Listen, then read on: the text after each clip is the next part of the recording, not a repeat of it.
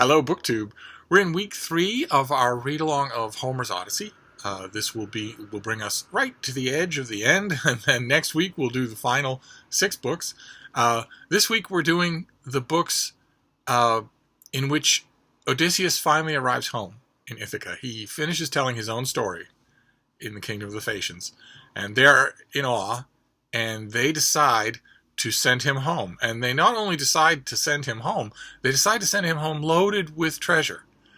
As much treasure and fine goods and booty as he would have had his ships gone straight from Troy to Ithaca. And naturally, this decision doesn't sit well with Neptune, the god of the sea, who hates Odysseus. But the Phaeacians decide to send Odysseus home while he's asleep. He wakes up in a strange land.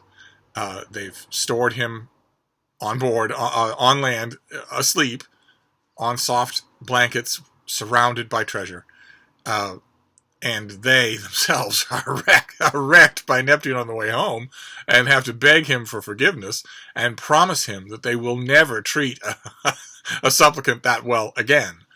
A little detail that I think Homer's original audience might have found funny. But one way or another, we now at last have Ulysses at home. He is at home in Ithaca, and when he wakes up, he doesn't recognize it. He thinks that the Phaeacians have stranded him somewhere in the back of beyond, and isn't swayed by the fact that he's surrounded by treasure. He still thinks that they've done him wrong, and has to be persuaded otherwise by Athena, who appears to him and assures him. She draws the mist away from his eyes and shows him, this is indeed your home. You are at last on your native soil. And he bends down and kisses his native soil.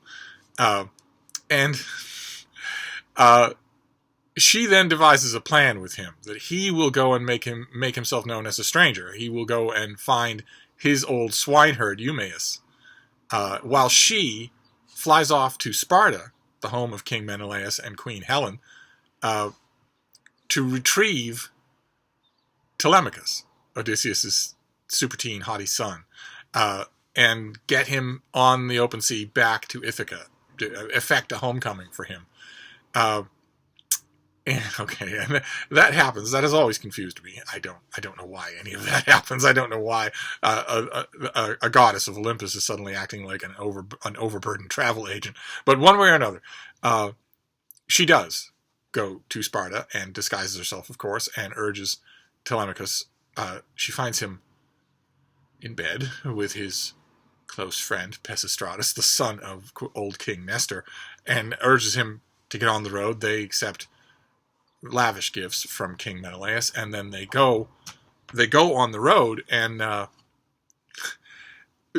Telemachus tells his close friend that he really doesn't want to stop at Nestor's court on the way home. They stop there on the way out, but he doesn't want to stop there on the way home because he's worried that it will cost him time. And Pisistratus is, if anything, even more emphatic that is true. He says not only will it cost you time, but Nestor won't let you go.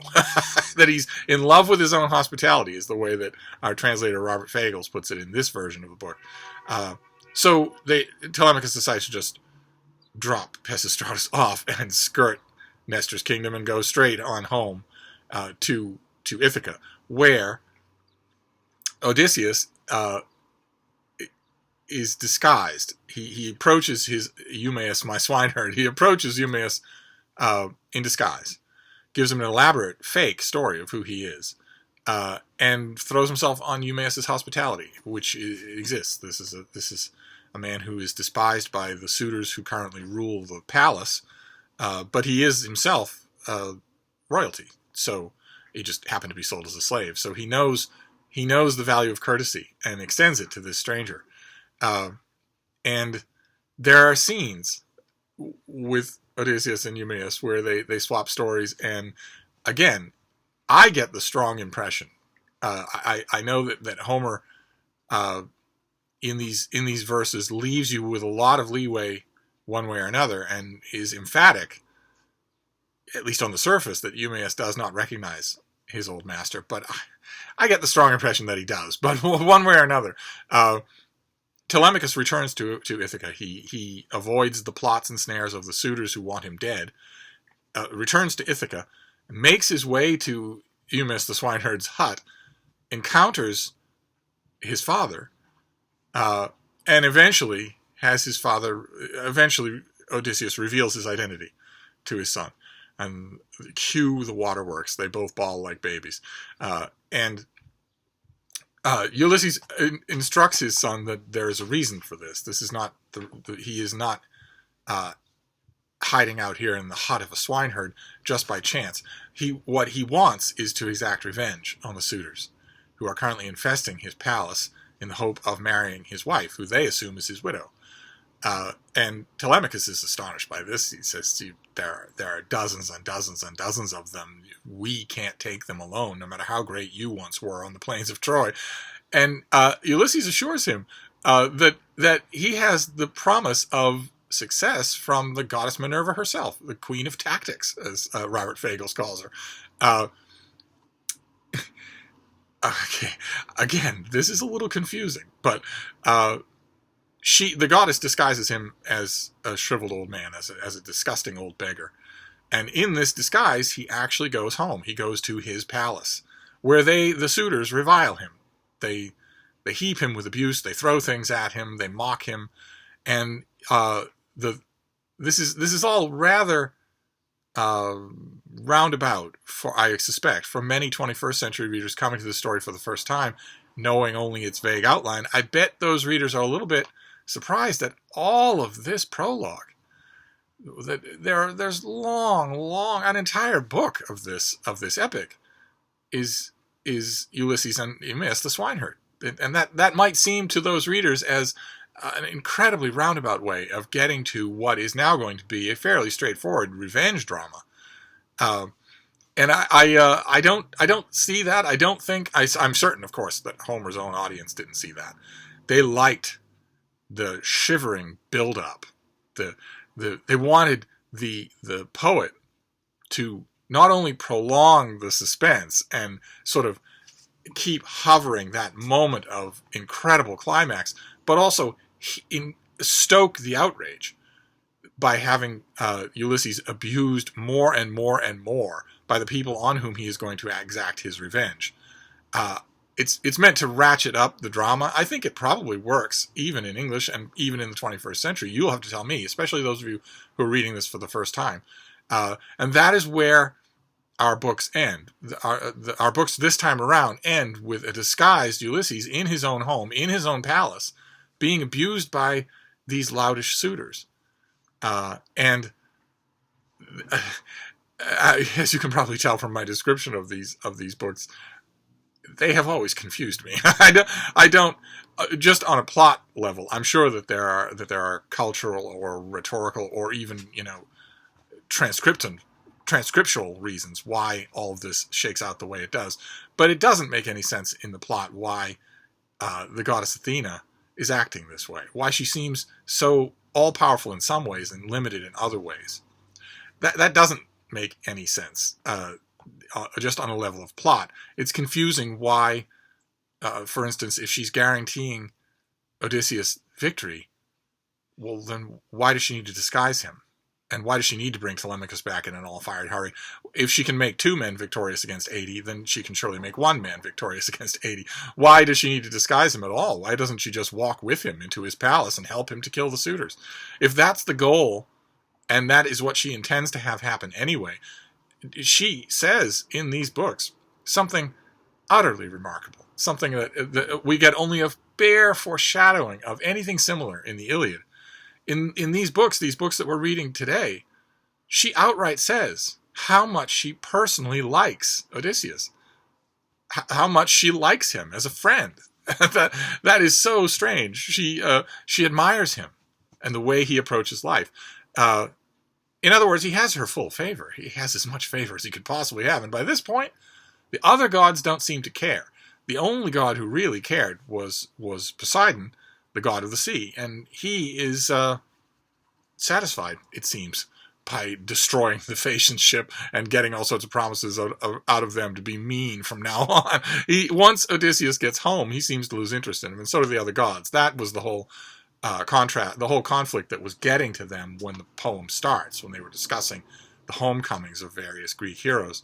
Now that that's over, the only god who seems to take an interest in him is Athena, who is not just the goddess of tactics. She's a goddess of war. She's a major Olympian, born from the head of Jupiter himself. If he has her favor, I'm not sure why she doesn't act earlier as a deus ex machina, except that, as some of you have rather dryly pointed out, that would ruin the story. Okay, fine, gladly. Another moment that happens in these books, some of you are going to notice right away. Some of you will have thought right away that I'll bring it up, and of course I'm not going to let it go. Is Argus, the dog of King Odysseus, who was just a puppy when the king left for the war, and has grown old, waiting for his master to return, and is found now as Odysseus is entering his palace. Argus is careworn, thin, old, covered in fleas, laying on a dung heap, too tired and weak and neglected even to get up. But he sees immediately through the disguise that is fooling everyone else. He knows his master immediately and is happy to see him. And it's heartbreaking because at the moment, Odysseus is disguised, right? Remember, as a beggar. So he can't pretend, he can't let on to the suitors that he knows this dog. So he has to see that last moment of devotion before Argus dies. He's waited for his master to return. Once that's true, he dies. Odysseus has to see that moment but not react to it, except, we're told, to shed a silent tear. And that is where these books leave off. They leave off at a fever pitch of righteous indignation in the audience, and the whole story poised on the brink of a spasm of mad violence. So, now that we've reached that far, I want to know, again, as always, what you're making of all this. Like, for instance, when Odysseus finally gets home to Ithaca, what did you make of all of the things that happen once that happens? It seems almost like the author is trying to slow things down and digress. Once we finally got that moment that we've all been waiting for, the scene shifts to Sparta, the scene shifts to the road, the scene shifts with people taking on all sorts of alternate identities and telling elaborate stories about them. And the scene shifts again because Odysseus decides to go home as a beggar. He decides to make his arrival in the palace in disguise as a beggar. And we get all sorts of stories about that as well. And there are other beggars. So what did you make of all that? Did it do... I think we can safely say that the author's intent in all of that was to actually make you more eager for the resolution, not blunt it by being, by circling it like that. And I'm wondering if it had that dramatic effect on you. Did it make you feel more and more eager for the big payoff? To see these suitors, we've seen them abuse Penelope's hospitality. We've seen them abuse Telemachus personally and also plot to kill him. Now we see them abusing Odysseus himself without knowing it. And then without knowing it hardly excuses them, because to abuse a beggar who comes to your hall is the ultimate slight. As we've mentioned in previous videos, in the Greek concept of hospitality, that beggar could be a god. And then where would you be? You'd be the house of Atreus if that happened. So it's not meant to excuse anything, but it isn't getting straight to the point. Odysseus is home, yes, okay, that was the resolution of a major plot thread, if you want to call it that, throughout the books that we've read so far in this book. But it's immediately supplanted with another plot thread, which is that not all is right at home. He has work to do. And we don't get to that work in these 6 books. So I'm curious to know what you made of all that. Did it intrigue you and work on you, even though it was constantly putting off that moment of climax? And that moment of climax is what we have next. Our next Sunday, we will do our final read-along of Homer's Odyssey. This will be books, 18 through 24, and then we'll be done.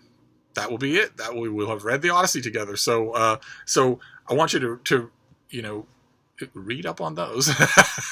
get straight to work on those books, and then next Sunday we'll reconvene and talk about it, and we'll also sometime next week we'll have to decide on a book, because you're all going to have to get it and read it. It's not like I can, it's not like we can decide on something on Saturday and then talk about it on Sunday. So I'm slowly realizing what I should have known right from the beginning, which is, of course, when I open it up to discussion, when I say, hey, let's all talk about what we're going to do next, what I'm really looking for, I've said it a few times in the comments field, is suggestions, because there's no way we're all going to agree on a book.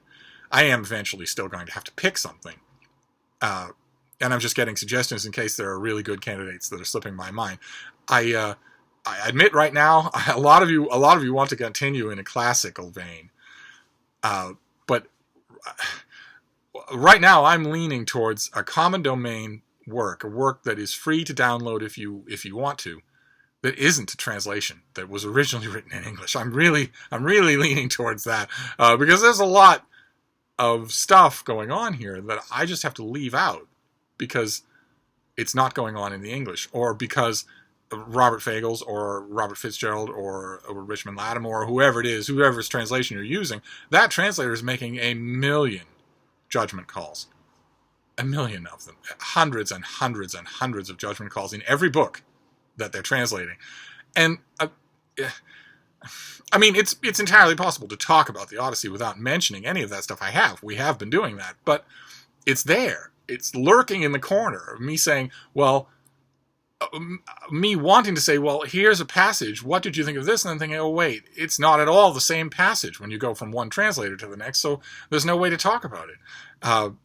It might be nice to do a work in English. We'll have to see. I will devote thought to it this weekend and then come up with a suggestion. I'll try and make a suggestion on Monday or Tuesday, and if enough of you are on board with it, then we'll just do that, because it's never going to be a suggestion that we all pick.